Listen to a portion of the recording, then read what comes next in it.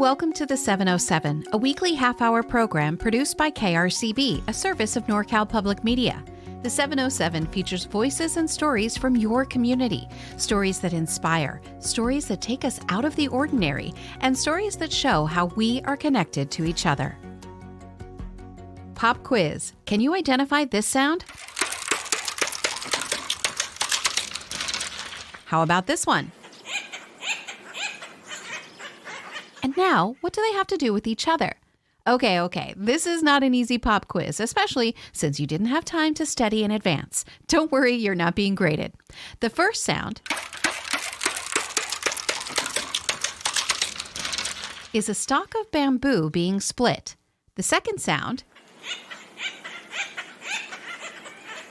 is the call of an acorn woodpecker. The two sounds come together in a new art installation in Glen Ellen, California, right in the heart of wine country. It's called Winged Wonders, a flock of giant birds made of bamboo created by two artists who call themselves the Myth Makers. I'm KRCB's Michelle Marquis. Today on the 707, I want you to join me. We're going to head out into a damp field. It's raining. We're at Sonoma Botanical Garden in Glen Ellen, where these artists are building a pair of 20-foot-tall California quail out of bamboo.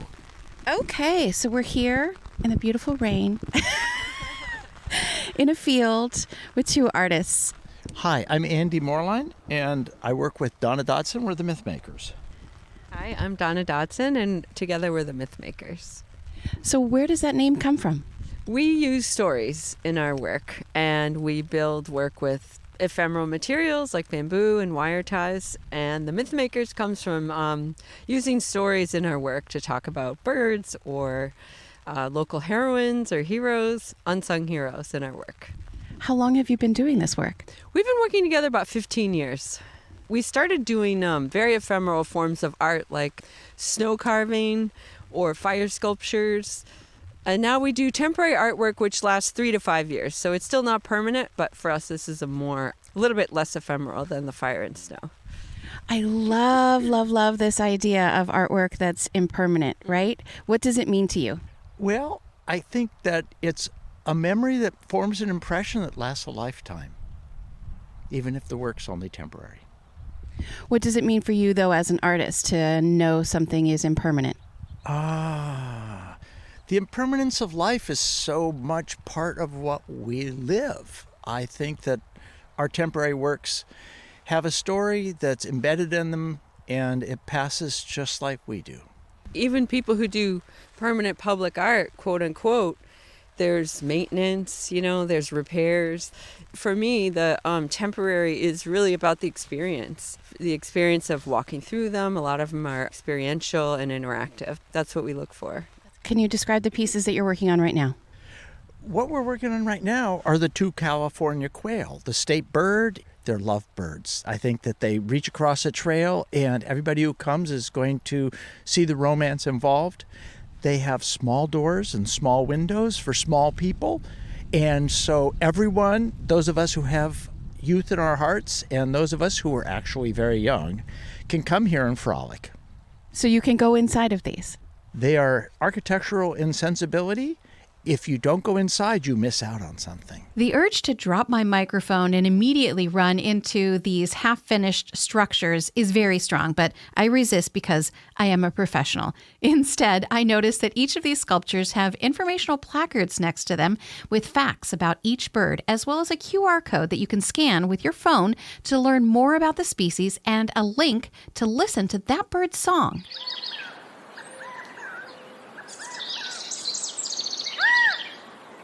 That is the sound of our state bird, the California quail. Andy and Donna use bamboo to create their sculptures. So we harvest our bamboo from our friends who are part of the American Bamboo Society in Georgia. They have a bamboo splitter, which takes the larger poles and cuts them into 8 or 6 pieces lengthwise, and those are very flexible. Yeah, I saw on your Instagram sort of a video of you using a tool to just go right down a pole and just snap it all apart into pieces. Is that fun to do? It's super fun. We actually learned how to work with bamboo when we were in a residency in Taiwan in 2017. And it was so fun to teach the high school children and young adults how to split the bamboo. They loved it. Are there any dangers? Do you get hurt working with bamboo? Never. We're very careful. Donna is so immaculately particular about safety that we never miss a beat. But splitting bamboo is one of the things that we're going to be doing on Saturday the 5th for a workshop. And so we'll be sharing all our secrets here at the Sonoma Botanical Garden. The skills they share can be used on other things besides creating 20-foot-tall bird sculptures. Bamboo can be used to create things like fences and garden trellises. I asked Donna how long it takes to create their sculptures. Months of work once we arrive on site. We've harvested the bamboo, we've split the bamboo, we arrive with tools, we arrive with wire ties, which is also what we use to tie the bamboo together. So it's not really woven together, it's more tied. We've been working on the sculpture about a week.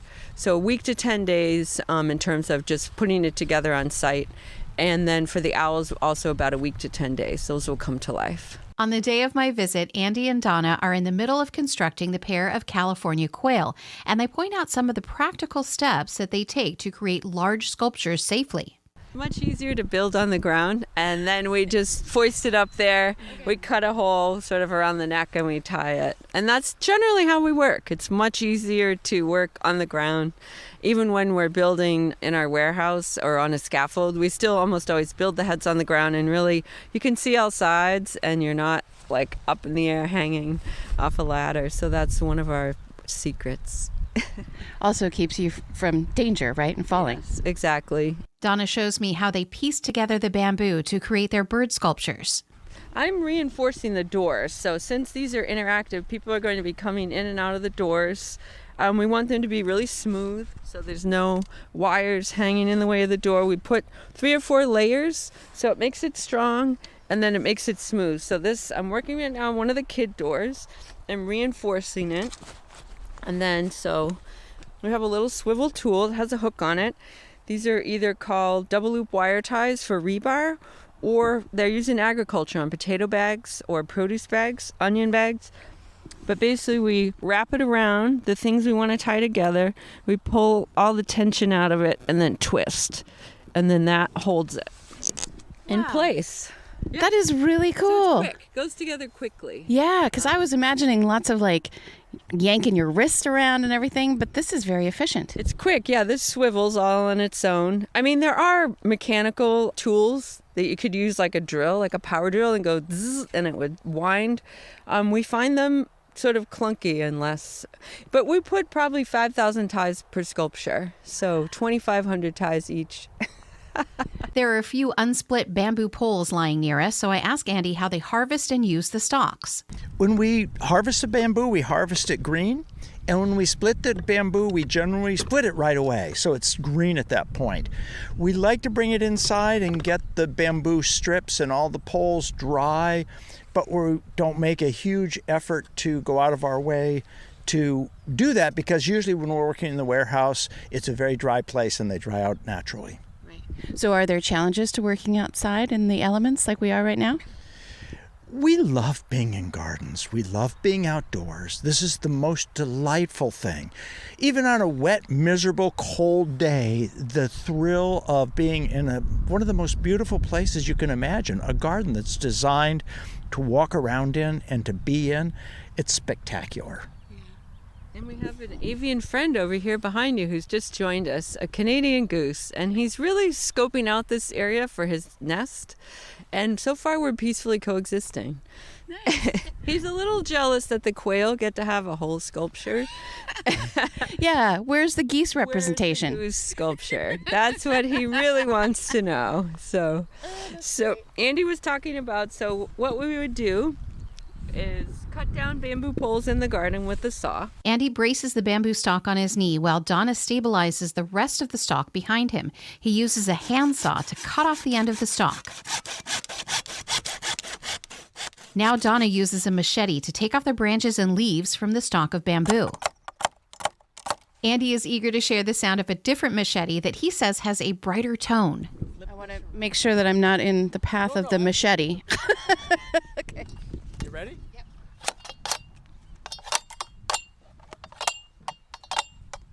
That's great. It does have a different sound to it. A little bit. Yeah, yeah. When it's green, it really sings. The bamboo just twangs, and the machete really has vibration in it. They process each piece this way before they can run the cleaned up stalk through a splitting tool. Sort of looks like what you would core an apple with. Yep. So it's 6 or 8 pieces, all metal, and one side is a little sharp, like a blade, one side is dull.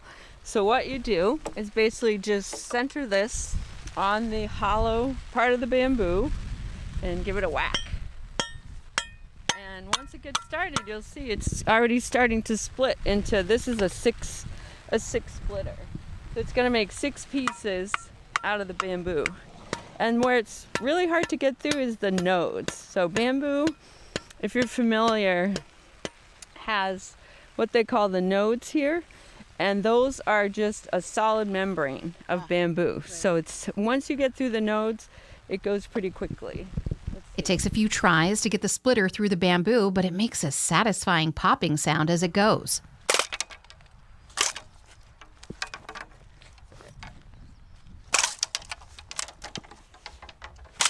In the next half of the 707, the myth makers Donna Dodson and Andy Moerlein talk about their adventures around the world, and they explain what brought them to Sonoma County. This is the 707 on KRCB.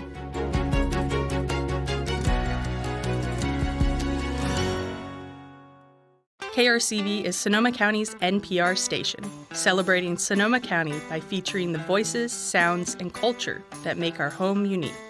From the heartwarming tales of postcards, where residents share their perspectives. It's been a wonderful day here at the Groundington Apple Fair. To the Arts Brief series, shining a spotlight on the incredible youth in the arts scene. My full name is June Zelda Grable, and I'm working with a theater for children on a production of Beauty and the Beast. And Farm Tales, with the latest from local farmers, celebrating happenings on their farms and trends in California agriculture. Our farm is called Monte Balauria, which means Mountain of Good Air in Italian. We now have more than 9 acres planted of lavender, about 35,000 plants. KRCB is a journey into Sonoma County. This is more than radio. This is the voice of your community. Your stories, your station. KRCB 104.9, Sonoma County's NPR station. Welcome back to the 707 on KRCB. I'm standing in a field in the rain with Donna Dodson and Andy Moerlein, a pair of artists called the Myth Makers, who are showing me how they prepare bamboo to build their giant bird sculptures. I survived the machete demonstrations and now watch as Donna breaks a stalk into 6 pieces.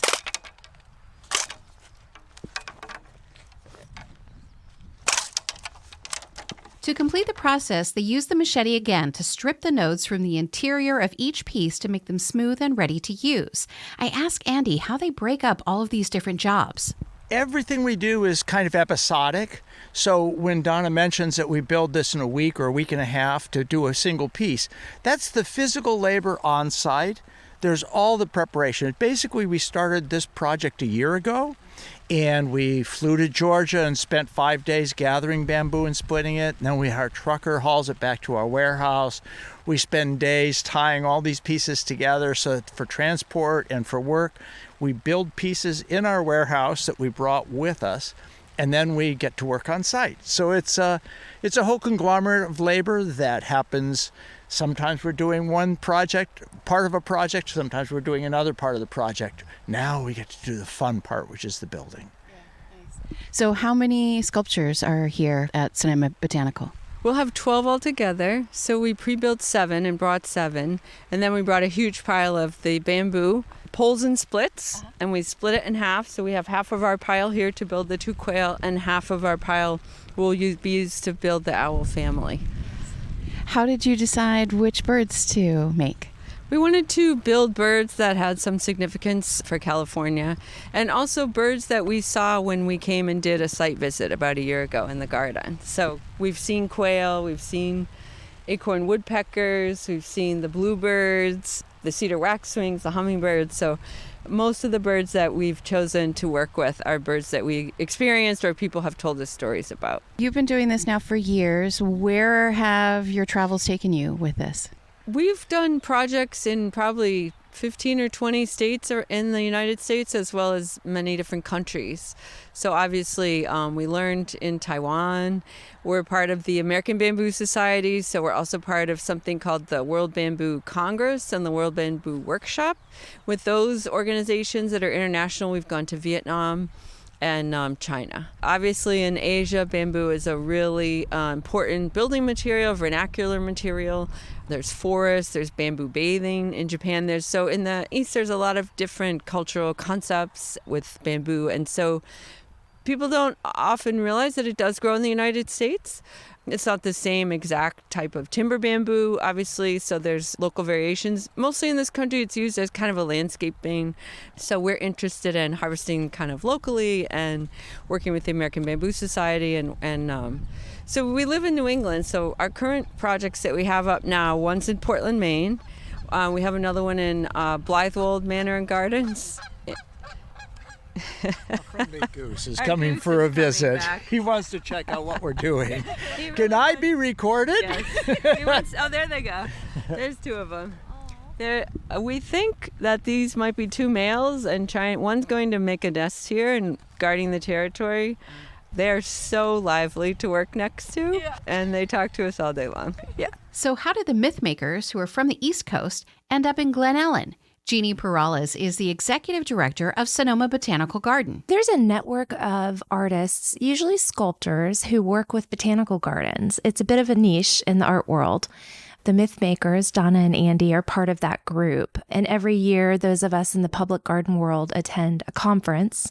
And at the conference, there's exhibitors at their booths. And so we all get to know each other, and we share resources, and these exhibitions travel around. Perales says they commissioned Donna and Andy to create their largest exhibit yet and their first California show. The specific birds represented in the sculptures were chosen site-specific for the garden. It'll be on display for 6 months. During that time, we'll have this dozen birds that are kind of peppered throughout the garden. It becomes a bit of an Easter egg hunt where you come around and you go and you find the flock.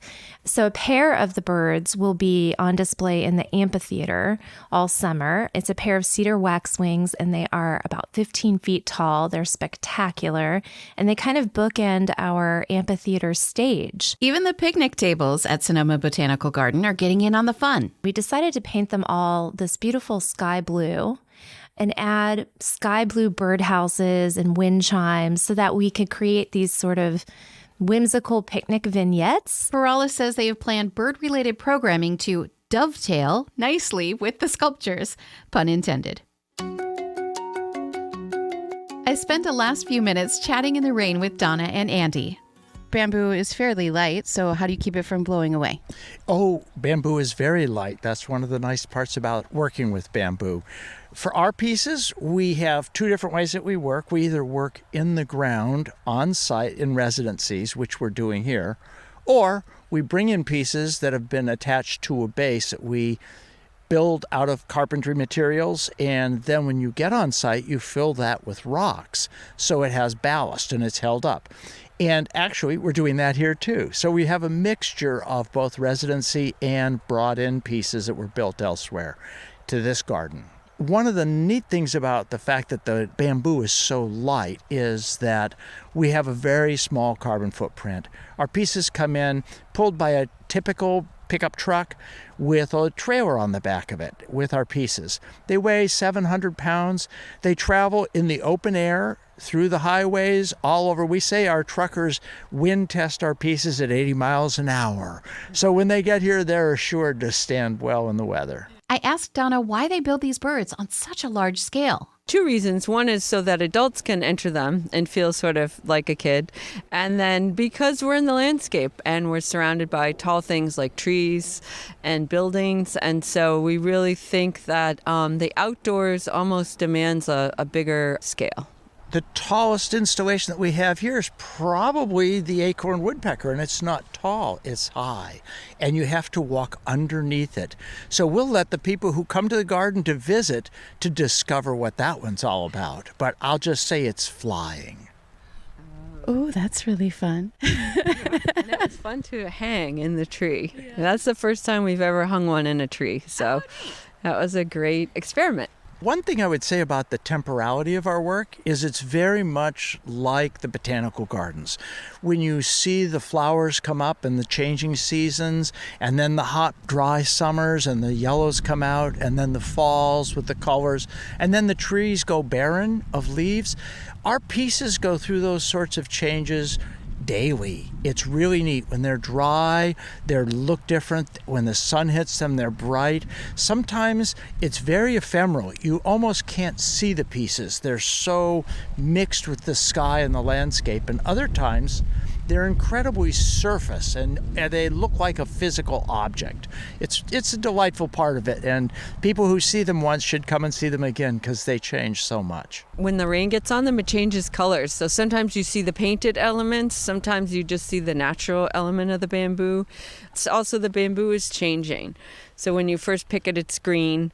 As it dries, it turns yellow, tan, and eventually gray. So it's also changing.